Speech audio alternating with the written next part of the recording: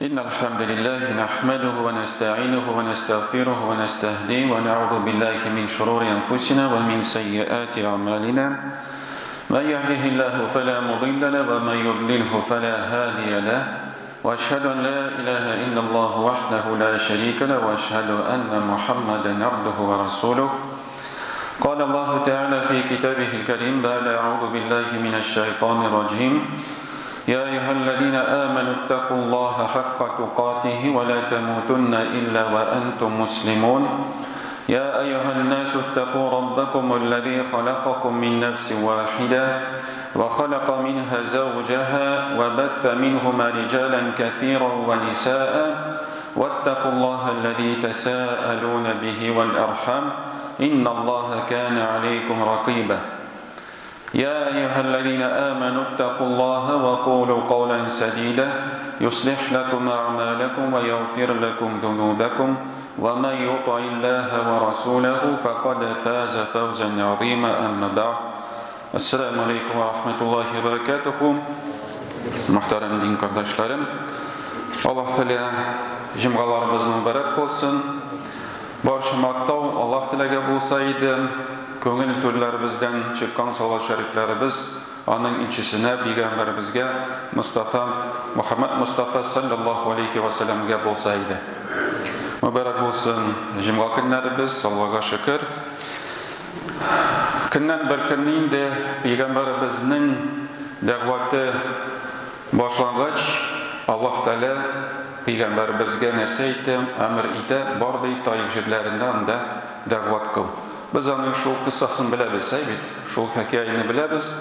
Anda Peygamberimiz ko'p da'vat qılaydı, lakin şol o'rindan bir kimde iman keltirmedi. Biz onu bilemiz, evet. Mana Toyif yerlerinden, hatta Toyif'ta bo'lgan tege ulu bo'lgan garatlar, boy bo'lgan garaplar narsa aytadilar. Peygamberimizni quvalar, kimni kullanıp, ballarını kullanıp, hem majnun bo'lgan kishilarni demakdagi aqlga zag'if bo'lgan kishilarni ko'tartib Peygamberimizga tosh ottiradilar. Evet. Hatta atalar nishik ayaklarını atıp başına tugil, ayaklarını atıp naşulay unijeniy ravishda bo'lsin deb Peygamberimizga hamda onlarning so'zda chiqsa, qarag'iz bu kishi o'ldi nishak. Boshqa tosh atmadılar, jarohatdan o'lmadi, oyoq og'riqdan o'ldi masalan. Demak, zag'if bo'ldi, sloboy bo'ldi. Sizga sloboy kishi kerakmi, yo'qmi? Mana shunday niyatlari bilan Peygamberimizni quva edilar Toyifdan. Ayaklarına taş verip. Evet, şu kadar Peygamberimizge ağır buldu ol. Hatta barber Peygamberimiz sanarga bitti. Emir kim tarafından kildi? Allah Teala tarafından kildi. Emir bar da'vat kıldı. Hemen de bir kimde şu imanına getirmeyi illa magar bir kişi. Evet, da'vat kıla. Şu da'vatını kabul etti, Müslüman bula. Lakin Peygamberimizge o bik ağır sınav buldu indi, Peygamberimiz bik kaygırıp oturaydı. Hem de şundan en zor şunday ağır vakıygaydan soň Allah Teala tarafından Peygamberimizge dülek buldu.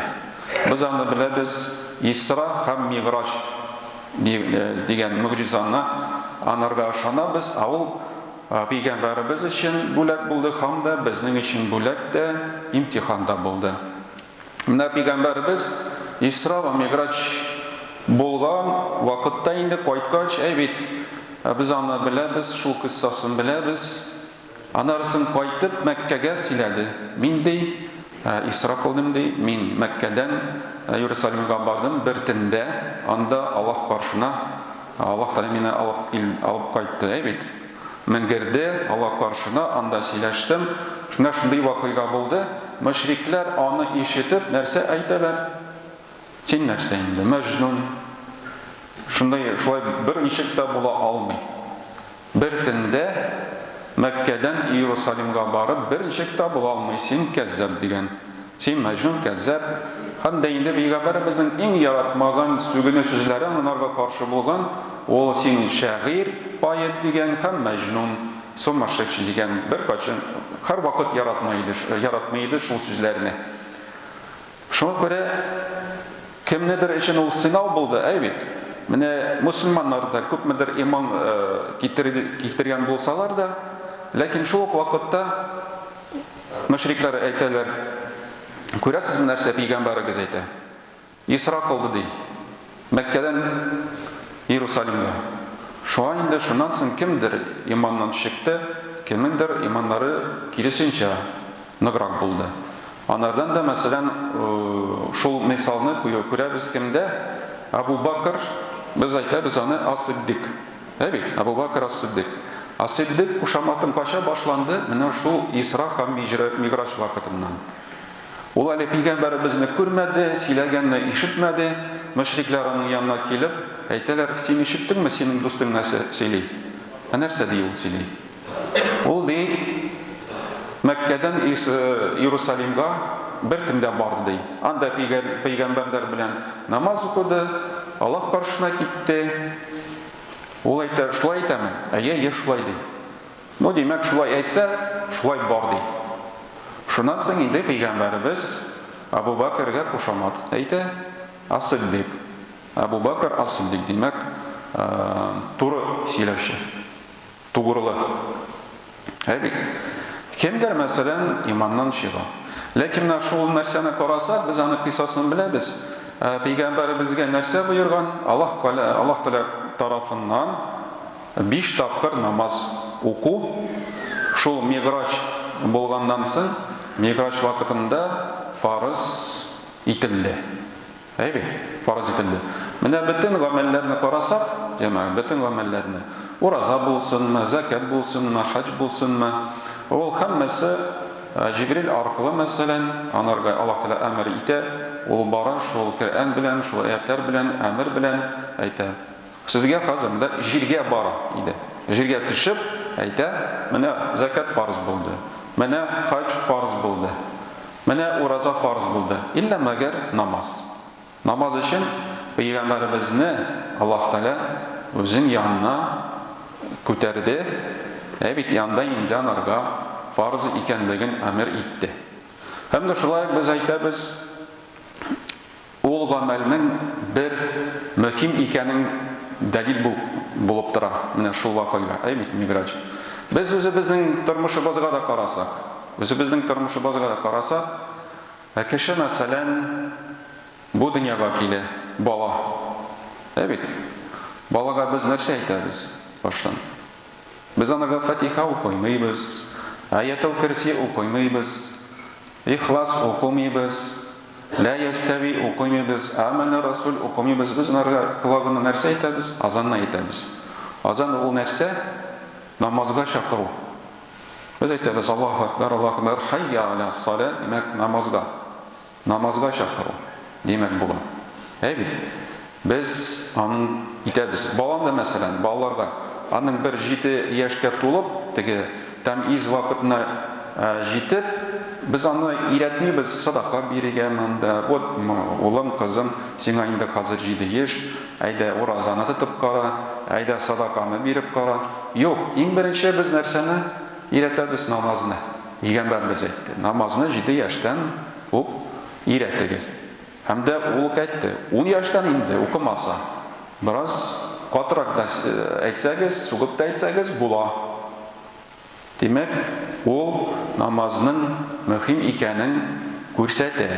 Бит. Хәтта менә безнең дә кем булса да, намаз укышымы, укымашымы, укымаучымы булсынмы, барыбер намазны укыр. Яисә үзе укыр, яисә аның өстеннән укырлар. Бит. Барыбыз, барыбыз үләчәкбез. Нәрсә дип? Безне алып киләләр җаназага. Кемнең җаназына? Үзебезнең җаназына бер качан да сынга калмыйбыз. Әле яхшы була әгәр безгә намаз укысалар, җаназа намазы, ул дога кылу. Шул безнең дин кардәшләребез безнең өчен сораулар ул бит дога. Демәк, анда азан да юк та, камәт та юк та, менә шул намазны, җаназа намазына сине алып киләләр, сине укыйлар, җирлиләр.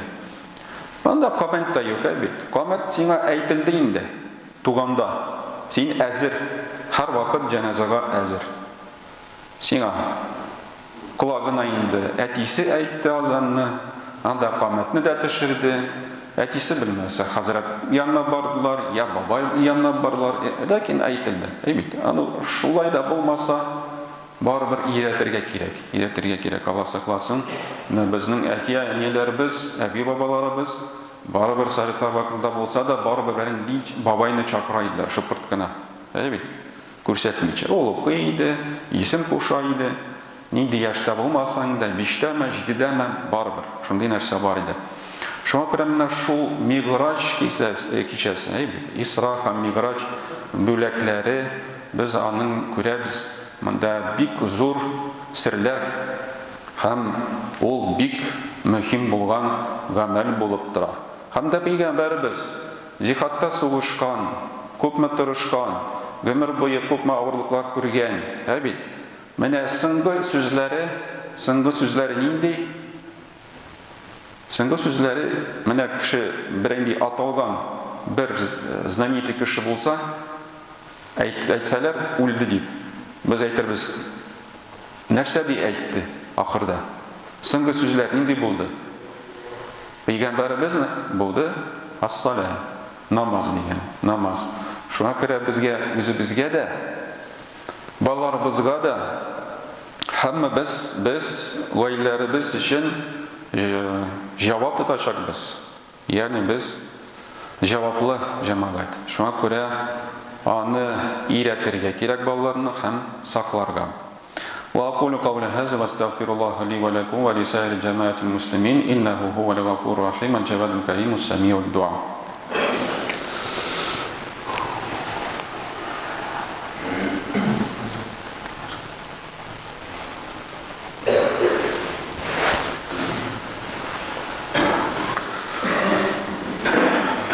Alhamdulillah wassalatu wassalamu ala rasulillah sayyidina Muhammad wa ala alihi wa ashabihi ajma'in.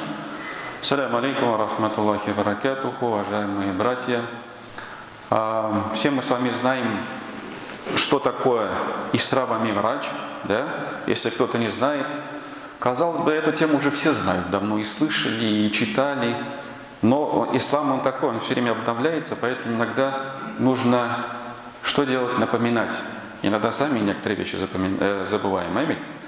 Поэтому Исра это будет такой перенос из Мекки в Иерусалим. Из Мекки в Иерусалим в течение одной ночи. И Миграч это вознесение. То есть Миграч, само слово означает прямое вознесение. Нет такого, что там какой-то подъем, как самолет взмывается, сначала набирает скорость. Этот Миграч сразу напрямую. Без каких-либо не было задержек. Исра Миграч, там мы видим с вами очень много полезных моментов, что касается особенно намаза, потому что намаз был вменен в обязанность именно в это время, то есть когда посланник Аллаха, саллаллаху алейхи вассалям, был вознесен к престолу Всевышнего Аллаха, саллаллаху алейхи вассалям. Мы с вами знаем, да, эту историю, когда он каждый раз поднимался, каждый раз они стучали в ворота, в каждые ворота небес, и они спрашивали разрешение, им давали входить, и на каждом из этих уровней они видели какого-то пророка. И на предпоследнем уровне, когда увидели Мусу, да, то есть они поздоровались, и уже после этого Мухаммад, саллаллаху алейхи вассалям, наш посланник Аллаха, уже когда должен был предстать перед Всевышним Аллахом, и вот он хотел, чтобы пойдем, говорит, с Джибриль, пойдем, он говорит, нет, я не могу туда уже пойти, все, мне туда запрещено. Если туда пойду, я сгорю. Мне запрещено туда заходить. Поэтому ты иди сам. И тогда посланник Аллаха, саллаллаху алейхи вассалям, уже перешел этот уровень, да, и он предстал перед Всевышним Аллахом. И в этот момент, да, то есть ему были показаны вообще чудеса, небеса, рай, ад был показан.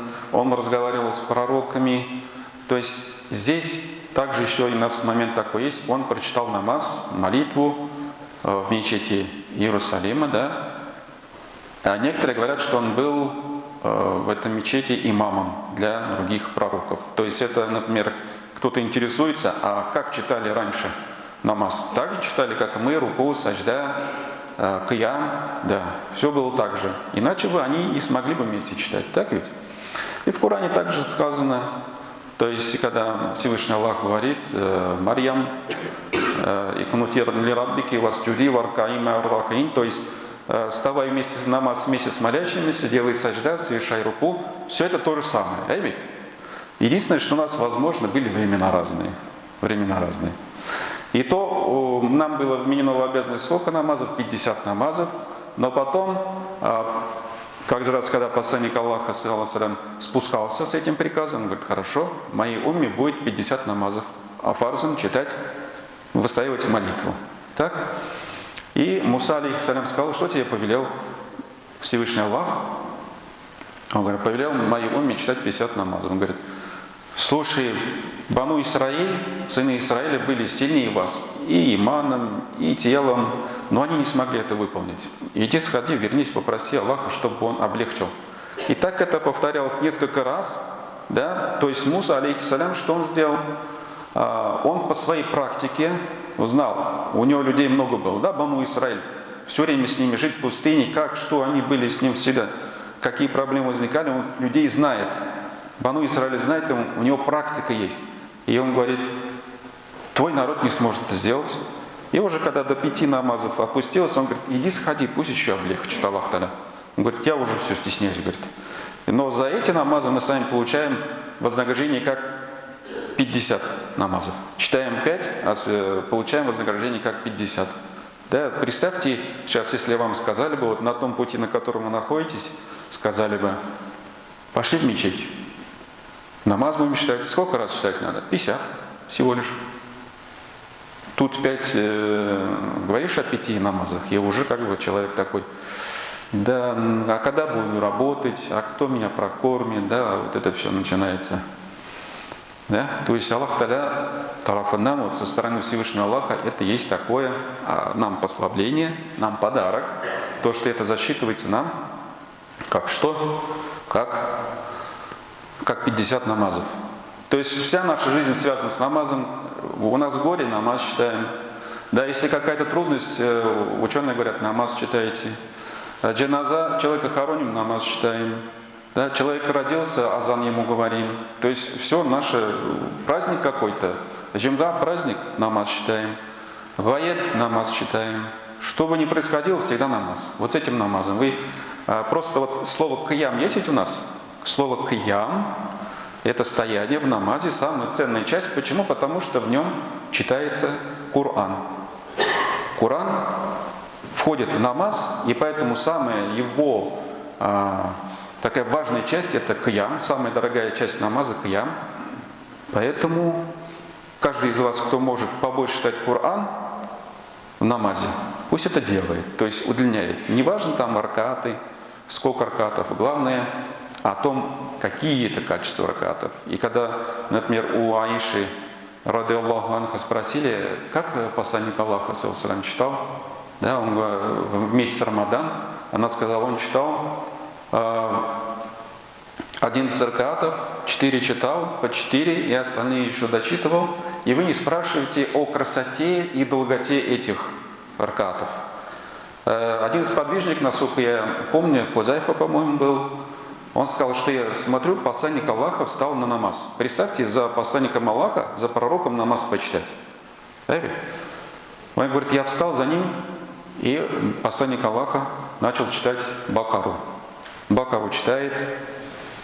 Ну, говорит, я думаю про себя, сейчас 100 аятов прочитает и рукугу сделает. А посланник Аллаха, 100 аятов прочитал и дальше читает. Ну, сейчас, наверное, до конца дочитает Бакару. Бакаре у нас сколько? 280 с лишним аятов. Да, ведь? Амана Расуль вот этим заканчивается. И он прочитал, и Бакару закончил, и Али Имран почитал, и Ан-Ниса прочитал, потом сделал руку. Это во время Рамадана читал посланник Аллаха, саллаллаху. Это один руку. То есть получается около 5 джузов в одном ракате читал. Мы как бы 8, все понятно, 8 ракатов надо читать, таравих. То есть мы берем количество ракатов, но не берем смысл этих ракатов. А представьте, вот самое дорогое в намазе, что есть, это чтение Корана. И представьте, что в один какой-то прекрасный день, в кавычках, Коран открываем, ничего нет. Ничего нет. Судный день. Мы же такие думаем, что до этого судного дня еще далеко, и до нас это еще не дойдет, а тут и землетрясение, и катаклизмы, и что только нет. И потом думаешь, уж успеем, что ли, умереть-то до судного дня или нет? И Коран-то пока открываем, или его вообще. Поэтому, джамаат, надо готовиться. Даже, например, если вот тот же самый Коран возьмем. Надо купить его хотя бы. Ну, как-то запастись его.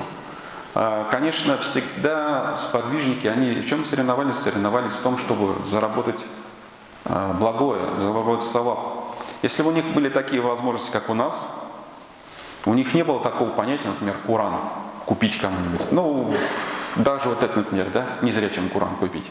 У них не было такого понятия. Коран для них был посланник Аллаха, саллаллаху. Ходячий Коран. Пример. Не было у них в голове книги. У нас сейчас в голове книга это есть. У нас она есть даже вот в бумажном. Да? Поэтому любой, кто, например, захочет сказать, сделать садака, пожалуйста. И вы этот Коран себе купили, он с вами остался.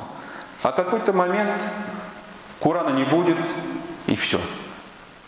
И из головы тоже он вылетел. Астагфируллах. Поэтому, джамаат, на самом деле, я бы вам посоветовал эту всю историю Исра ва Ми'радж перечитать еще раз. Есть очень хорошие книги с анализом, где можете для себя очень хорошего подчеркнуть, посмотреть видеозаписи. Но лучше всего книгу, конечно, почитать. И посмотреть, сейчас это с нашим временем соотносится, с нашим восприятием. Ведь как сподвижники, ради Аллаху анхум, относились к этому, как они стремились к благому, так и мы, в принципе, должны стремиться с вами. إن الحمد لله نحمده ونستعينه ونستغفره ونستهديه ونعوذ بالله من شرور أنفسنا ومن سيئات أعمالنا من يهده الله فلا مضل له ومن يضلله فلا هادي له وأشهد أن لا إله إلا الله وحده لا شريك له وأشهد أن محمدا عبده ورسوله اللهم صل على محمد وعلى آل محمد كما صليت على إبراهيم وعلى آل إبراهيم إنك حميد مجيد اللهم بارك على محمد وعلى آل محمد كما باركت على إبراهيم وعلى آل إبراهيم إنك حميد مجيد وأقيموا الصلاة